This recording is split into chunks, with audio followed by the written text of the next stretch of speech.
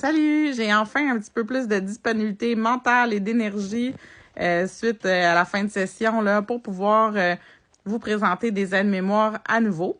Ce matin, je présente un aide-mémoire qui est sur le vocabulaire. Dans le fond, souvent, là, on va voir des mots de façon séparée dans la théorie, mais après ça, comment on les transmet en pratique et tout ça, où on va voir dans certains cours dépression respiratoire, puis dans un autre cours détresse respiratoire. Donc, ce matin, on les met ensemble puis on les contraste pour être en mesure de mieux choisir quand on les utilise, ces mots-là. Donc, dans le fond, la dépression respiratoire et la détresse respiratoire, c'est deux concepts fondamentalement presque différents. Ça arrive dans des circonstances très différentes un et l'autre. Par contre, ils ont des similitudes, c'est-à-dire qu'ils commencent pareil et ils finissent pareil. Donc, c'est facile de les mélanger là, à l'oral, surtout quand notre prof nous pose des questions ou des choses comme ça. Donc, si on regarde la dépression respiratoire en premier. Dépression, on va dire que ça diminue, donc c'est ça qu'il faut que tu gardes en tête.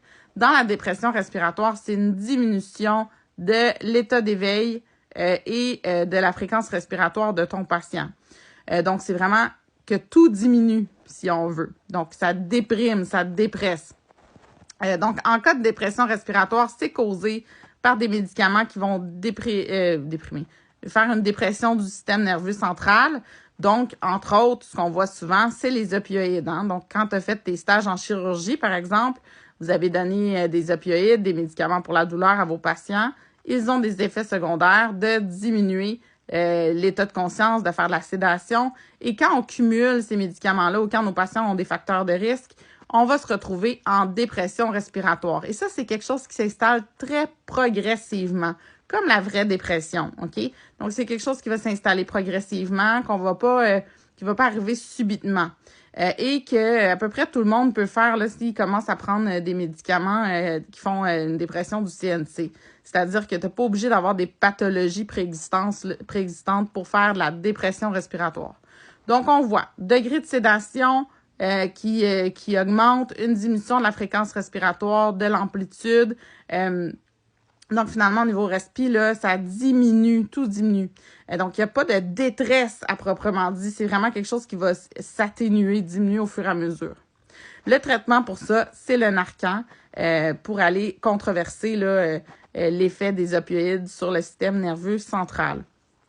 Et ensuite, si on contraste ça avec la détresse respiratoire. La détresse respiratoire, c'est un concept qu'on va voir davantage en soins palliatifs avec nos patients qui sont en fin de vie.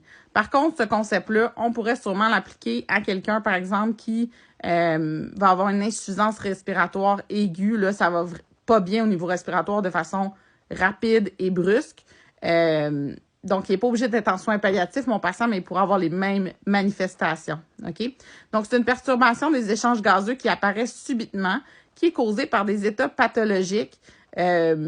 Souvent, comme je disais, c'est vu en soins palliatifs où est-ce que mon patient va tomber en insuffisance respiratoire là, de par ses tumeurs, de par le manque d'irrigation et tout ça. Là, je parle des soins palliatifs en cancéro, là, mais ça pourrait être aussi un patient qui est en soins palliatifs avec une MPOC aussi, donc une maladie pulmonaire.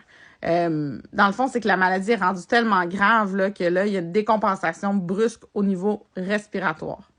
Mon patient, là, comment il va ressentir ça, en fait, là, c'est qu'il va avoir une grande angoisse qui s'installe chez lui. Et ça, c'est vraiment brusque. Tout d'un coup, tu arrives dans la chambre, il est paniqué, il a les yeux écarquillés, il a les lèvres bleues, il y a un sentiment d'étouffer, de manquer d'air. Il va le verbaliser. Ou si il n'est pas en mesure de verbaliser, on va le voir au niveau de sa fréquence respiratoire qui augmente de façon marquée. On dit là que c'est dépassé, c'est pas juste dépassé 24, c'est dépassé 32. OK? Donc, c'est pas juste la tachypnée, c'est vraiment une très grande respiration qui va aller, pas nécessairement vers le superficiel, mais on va voir le tirage chez mon patient, de la difficulté à respirer, qui est associé aussi à une panique et une angoisse qu'on va vouloir soulager parce que mon patient, comme je disais, souvent est en soins palliatifs. Je vais aller soulager cette détresse-là qui est soit respi, mais aussi qui peut être psychologique. Et pour ça, je vais devoir lui donner un protocole de détresse respiratoire.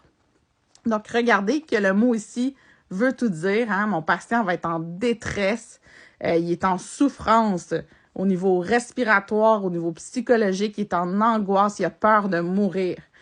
Donc, c'est très différent de mon patient qui est en dépression respiratoire, qui est au niveau de la somnolence, de la sédation. Ce patient-là, il sent rien. En dépression respiratoire, là, mon patient, il fait juste s'endormir. Puis il est bien, il est soulagé de sa douleur, il s'endort, il se dit qu'il va se reposer. Donc, c'est pas quelque chose qui est alarmant pour lui, comparé à la détresse respiratoire que là, mon patient va ressentir là, cette détresse-là. Donc, mes deux mots sont différents. Après ça, il faut juste savoir qu'est-ce qui est la cause. Donc, si tu n'as pas de patient qui est en soins palliatifs ou qui n'a pas d'enjeu là, au niveau physique là, à ce point-là, puis que tu es en post-op, quand on est avec nos médicaments, on est vraiment en dépression respiratoire. Et c'est vraiment... j'ai repris ma phrase. C'est vraiment progressif, insinueux, la dépression respiratoire. On la voit pas venir. Il faut être vraiment à l'affût de nos petits signes. Donc, c'est-à-dire que mon patient commence à être somnolent un peu. Sa fréquence respiratoire commence à diminuer. Même si elle est encore dans les normes, je vois qu'elle diminue. Puis la détresse, ça arrive subitement. Mon patient est pas bien. Il y a une fréquence respiratoire qui augmente d'un coup, de la panique, de l'angoisse. Et là, je suis en détresse. J'ai mis un petit NB là, sur la dyspnée. La dyspnée, dans le fond, va être présente peut-être dans les deux, probablement plus dans la détresse respiratoire parce que mon patient va ressentir la misère à respirer ou le manque d'air. Donc, la dyspnée, c'est une sensation. Faut faire attention à quand on utilise ce mot-là parce qu'on parle vraiment de un symptôme que le patient ressent là, finalement. Donc, c'est quelque chose qu'il va sentir. La façon de qualifier la dyspnée, c'est sur une échelle de 0 à 10 selon le patient. Je t'en parlerai peut-être une autre fois. Je te souhaite une bonne journée. Si tu veux le format JPEG de mon aide-mémoire, je t'encourage à aller sur ma page Instagram. Je vais le publier là, en photo, donc tu pourras l'enregistrer. Salut, bonne journée!